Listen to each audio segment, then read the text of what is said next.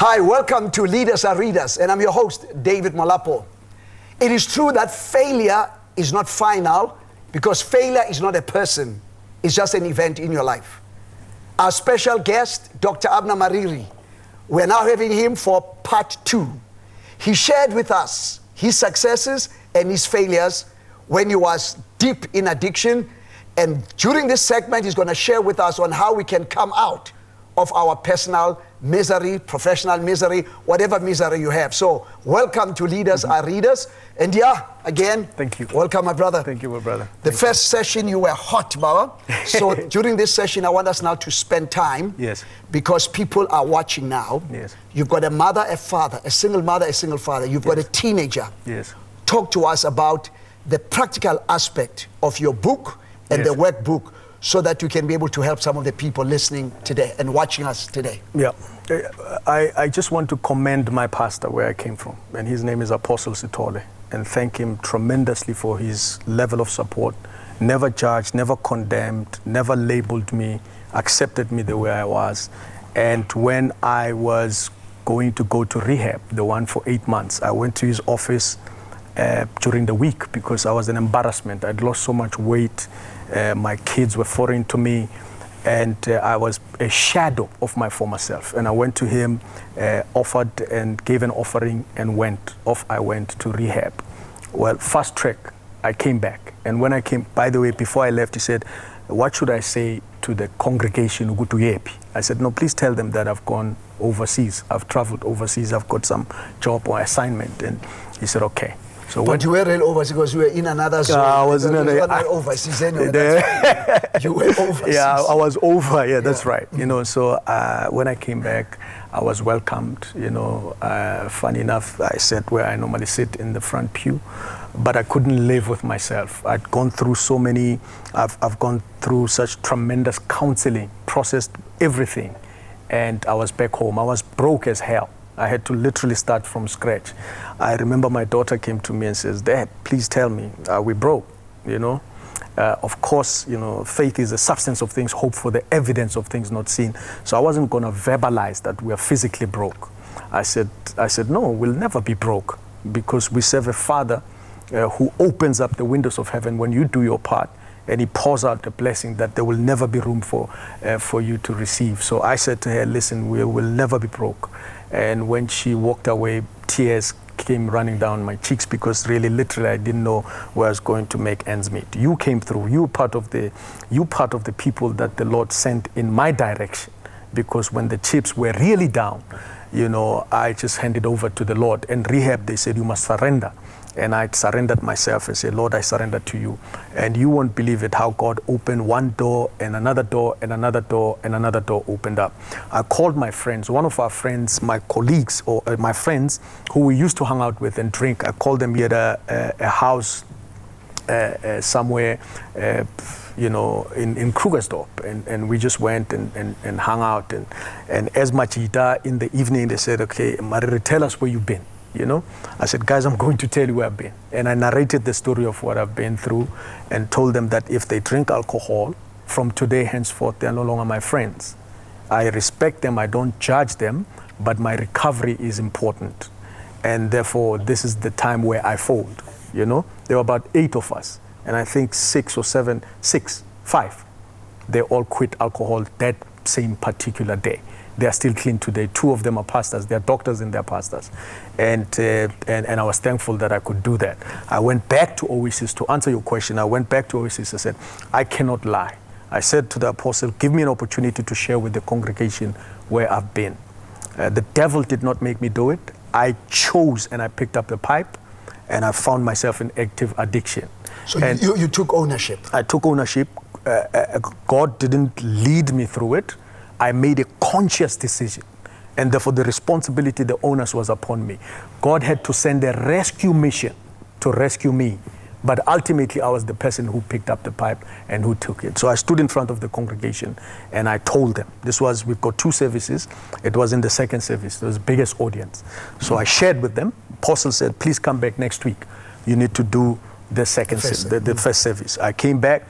funny enough, the entire leadership of the majority of the leadership of the African National Congress at that particular time, I think there were about 3 members of the top 6, and there were ministers who came, and I thought they've come to speak. They were canvassing for votes in the community, and they wanted to start in church. And they came, and at the particular time, SG Gweremantashe, who's currently the Minister of Minerals and Resources, was actually physically there.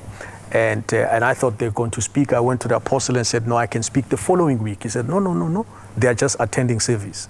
Little did I know that it was a setup. And I spoke at that particular time.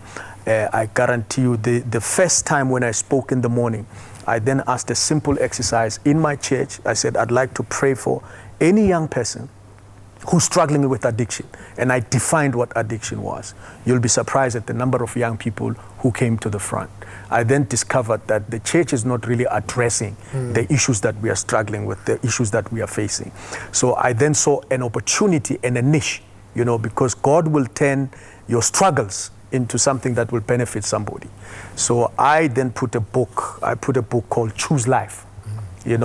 And this particular book is animated. It's a workbook, actually. It's animated. I went to the Department of Social Development, engaged the leadership, went to the minister's house, engaged them, and they gave me the DG to work with the DG, and they took my book apart, to see if it actually is something that they can endorse it. And they endorsed it and got the forward from the minister. Effectively, I briefed a young man. I say, I want something that will be interactive to young people. At the time, I then engaged my friend, my honorable friend, distinguished friend, Leslie Sidibe, to say, please, man, you need to give me a forward on my workbook. And then I designed it, Shemza, what is addiction, and I designed a story. This is a brilliant story, an animated story, done by a brilliant young man. And if you look at their story, after the story, and it's interactive, it's engaging for young people. And here I say, what is your dream? So I engage them to say, if money was not an issue, what would be your dream? Write it or draw it. And you'll be surprised what young people come up with. And then remember, it's an interactive book. And then here I say, list the things that can help you reach your dream. List 5 things that will stop you from reaching your goal. Think about the ways you can get around the obstacles. List your solutions. So I put this particular workbook. And when we come back from break, I will share with you some of the things that I list here on page 18, Well, that's Dr. Abner Mariri, the author of the book, and now also launching a workbook. I know this is the era of 4th Industrial Revolution, but there's still something about books and things like that. Yes. And when we come back, we're going to talk about how can people get a hold of this book? How can people invite him so that he can be able to train the trainer and begin to speak to the parents and the young people and the community at large? Again, let's be back after these messages with Dr. Abner Mariri.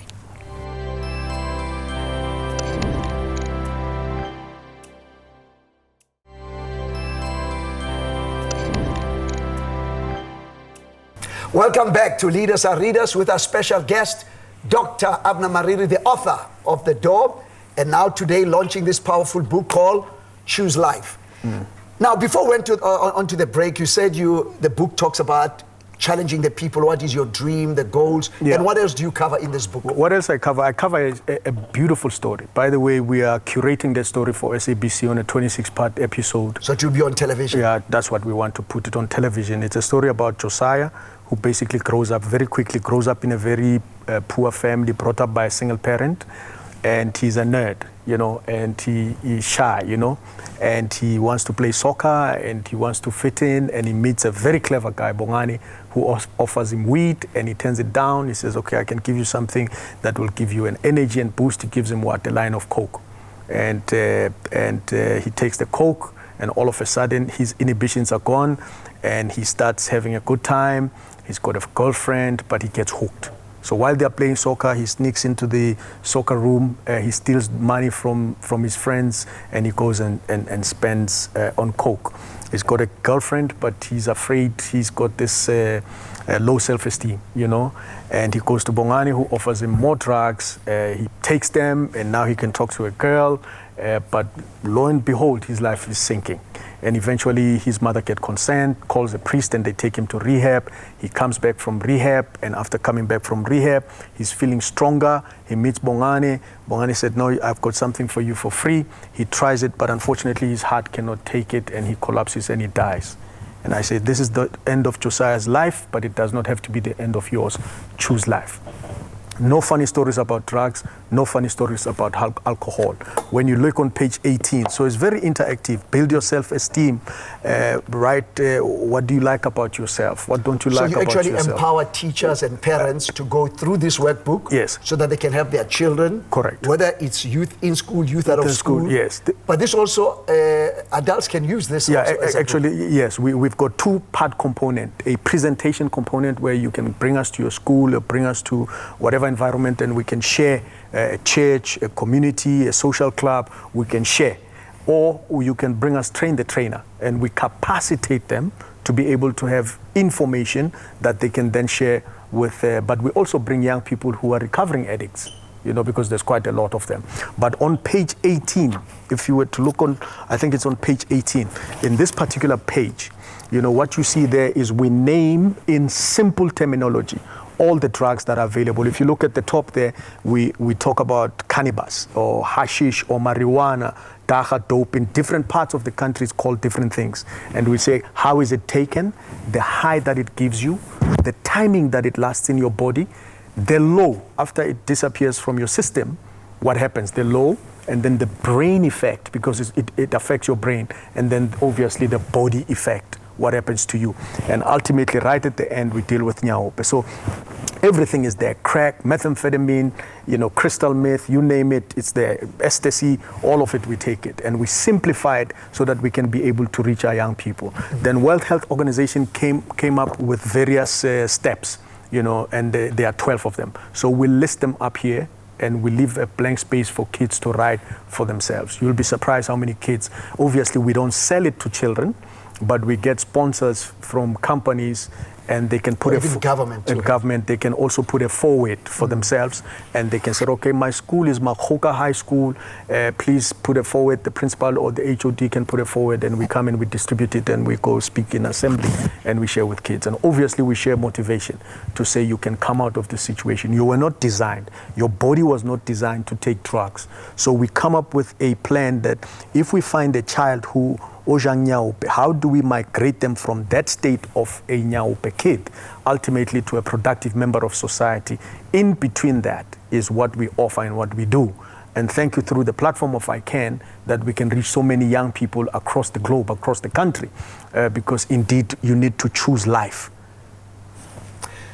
Well, the beautiful part is if you go to info@ican4ir.com, info@ican4ir.com, we are going to do these Train the Trainer programs online. Dr. Mariri and some of us, his supporting team, will actually be doing a Train the Trainer program.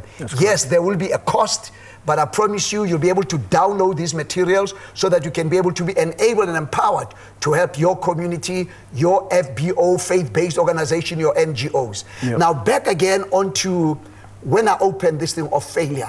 Someone right now is saying, is it possible that you can learn a lot from failure? From failure, I think for me, I think who's that guy who said failure is a highway to success, you know?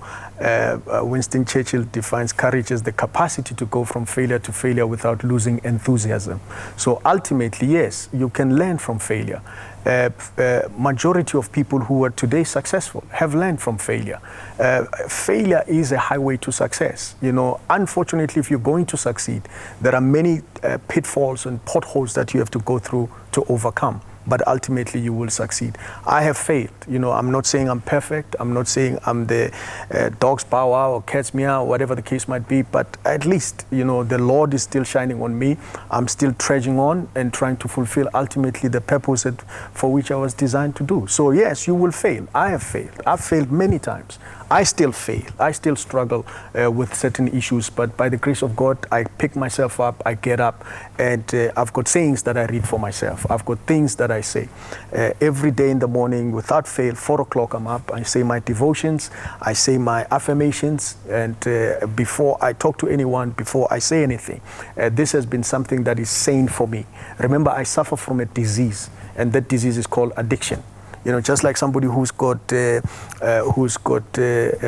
blood pressure, you know, I've got a disease called addiction, and it's a behavioral disorder problem. So how I manage it is I have a sponsor, and I get in touch with my higher power, and every day, one day at a time. By the way, I know people who've been clean for 15 years, and boom, because they slip up, they relapse. And all hell. You must always be conscious. You must always be conscious. It's a disease. Just like you will have diabetes and you will have to take insulin for the rest of your life, so would I, you know.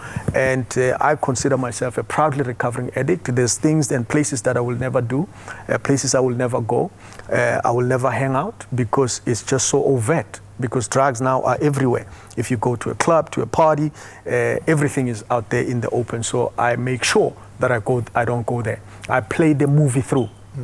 You know, sometimes I wake up with cravings. You know, I think, what have I done? I've used again. I've fallen off the wagon. And I wake up and I thank God that, wow, incredible. It was just a dream. But it is a craving. And I was taught the tool that craving is nothing but a showing short of a coming attraction. And I'm grateful that I can stand here today to say we have the tools to help you to get to the next level. And if you're ready and you're prepared, this is a workbook for teenagers, for kids, up to second year of university, they can utilize it. We are coming up with a workbook for parents in particular. I think when we come back, let's talk more about it. Yes. We'll be back after these messages.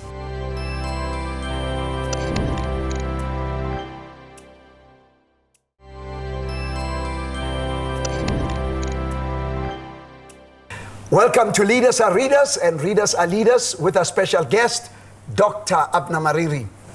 We have been blessed the last 2 portions, and now we want to leave the last words to him.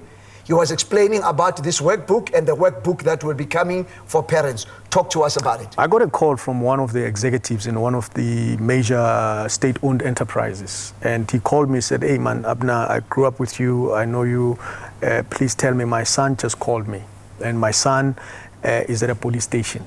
I said, "What is he doing there?" He said, "No, he tells me he's been arrested." I said, "Arrested for what?" He said, for meth. You know? And he said, "What is meth?" He was asking me, "What is meth?" You know, he's never been exposed to methamphetamine. He's thinking meth is a myth. Like, what is a myth? But what is myth? What is myth? And it's a short version for methamphetamine. You know, and he did not know that his son that he sent to university was taking methamphetamine. So we then, after we've done this book, we then saw a need and an opportunity to create a workbook for parents. What are the telltale signs to look for in your children when you know that their behavior is kind of odd? So we're bringing, because some parents are enabling their kids. They are making resources available. They're not checking their phones. They're not checking their friends. They parent with money, you know, and think that all is well. When they wake up, it is too late. So we're putting a workbook to say, while you're at home, while you're at work, while you're traveling and overseas, you can pick up a workbook and say, what as a parent can I do? What are the signs to look for, and things like that? Because I can guarantee you, at any school, our children are exposed to substance abuse of any kind. And there are even dealers who are still in high school, who are making money, who are an extension of dealers from the outside. So you think that your school is insulated? No, you will be surprised at what you will find there. Let's leave the last words to that parent who is discouraged. They found out their children are in a mess. What would you say to them, straight on camera? Straight on camera, it's last night I got a call from a parent, you know, who, funny enough, maybe 15, 20 years ago, I spoke at a company. And he says, "Abner, you will remember me when you see me. But my child is 31 years old. He's been on drugs for the last 12 years. What do I do?" You know, you could feel, he said, I've chased him out of my house. I don't want to see him anymore. There's a parent that I was counseling that is at loggerheads with his wife because he's got 2 boys. And both boys, now the father sits with a gun in the house. because the children have become nothing but a scarecrow to him. So you get those kinds. So I want to say to the parent, there is hope. There are places to go. And I can guarantee you, if you phone ICANN, we will point you in the right direction. We will advise you what to do. We've collaborated with many organizations and structures and groups that are fighting the scourge of addiction. And as ICANN, we are committed and we are faithful to make sure that we can help you navigate you through these muddy waters, counsel your child, refer them to rehab. And if you can't afford it, we are in touch with government rehabs. There's quite a lot of government rehabs. It's not hotels, but it's better than nothing, because at least your kid will be there trying to recoup and to recover their lives. If you can, there are other rehabs that obviously we can send you to. So there is always hope. And remember, I just want to say to all parents, remember, if your child is struggling with drugs and addiction, remember it is a disease. So you don't treat your child who's struggling with cancer more different than you do with your child who's struggling with addiction. It's the same boat, same WhatsApp group. You just need to learn the tools and the trade of how to help them recover from that situation. And it is a lifetime struggle. You know, as a parent, I was supposed to be the one locking the doors and making sure that my kids are safe. Unfortunately, as a parent, I was the one who opened the window to allow the enemy to come in and to disintegrate my family. Thank God that I've got a relationship with them now, and my children understand me. They understand what addiction is all about, and I trust as a parent that you can make a call to ICANN and log on to, we've got a solution for you. Abner Mariri. Thank you, my brother. Highly appreciate it. Bless you. Again, go to our website, info@ican4ir.com, or our website, www.ican4ir.com, and we will give you all that information you need. Remember that on your road to success, there'll be ups and downs, bumps and bends. But the bend on the road does not mean the end of the road. Until next time, be encouraged.